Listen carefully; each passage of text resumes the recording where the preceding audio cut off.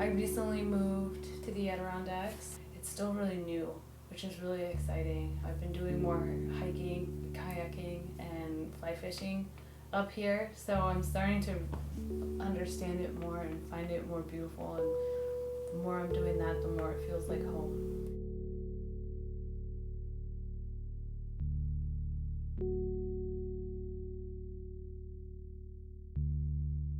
Definitely being out in the country, it's a slower paced, and I have more time to think, and I'm not as reactive, more kind of responsive. I'm much happier living out in the country, for sure, because this is where I'm from. I think that has a lot to do with it. Also at Koerner, I'm doing projects where I'm learning about the history, so learning about the history in the area and the culture has been really exciting, just to make it feel more like I can be a part of it.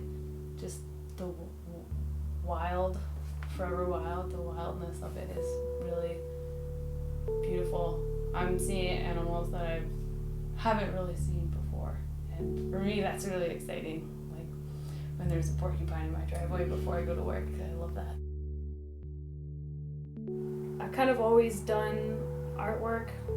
Both my mom and dad were amazing. They were always really supportive of me. They like getting me materials, special art classes, and they just always allowed me to do as much or as little with it as I wanted without pressure.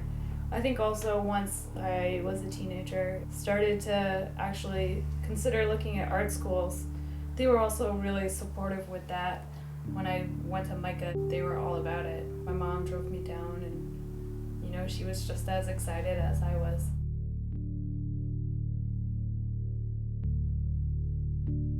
The veils, the 3 plexiglass ones, those were my senior thesis at MICA. Those 3, they took me a year to do. I kind of worked on them slowly. They're kind of about what's seen and what's unseen. I think sometimes the things that are the most beautiful aren't always like right in your face, kind of screaming at you. The postcards, the prints, I usually make those to kind of give away. I like giving them away. I like to price them really cheap because I definitely want them to be shared. When I'm actually carving the print, I'm thinking about who it's for, and when I give them away, I think about what print they'd like. So it's very personal. I think also hopefully when people have them as well, they're thinking about who they're going to, because you can always find someone who wants a chicken or someone who wants a pig.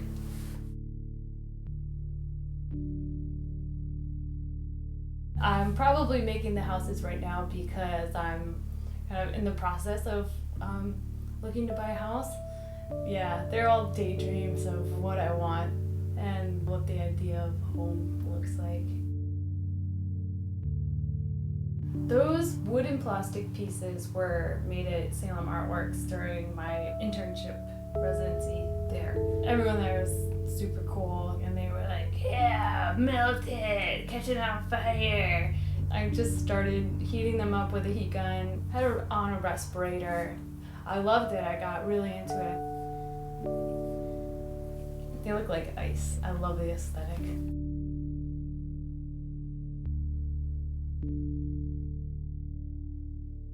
In the 11-foot piece, that one I don't really know how I got that imagery. I just kind of started at the bottom and worked my way up. And each piece I found myself working on, I found I could connect to memory or something, piece of folklore, kind of a totem pole. It takes me a while with the more recent pieces. I'm still like figuring out why it came out.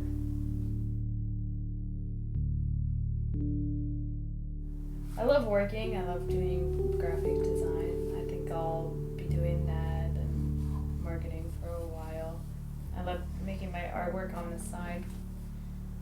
I'd like to continue doing the postcards and selling them, entering juried shows. That would be really nice to kind of do more formal gallery appearances.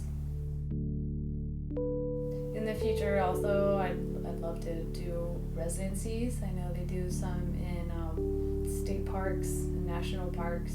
I think being at something like that would be unreal, to kind of be surrounded by unbelievable nature like that. Be really